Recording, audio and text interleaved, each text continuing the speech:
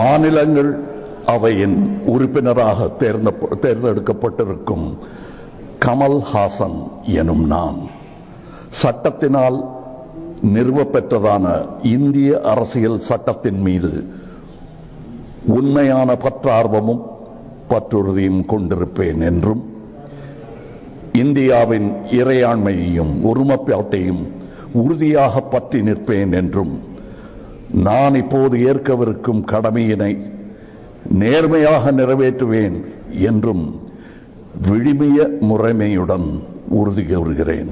வணக்கம்.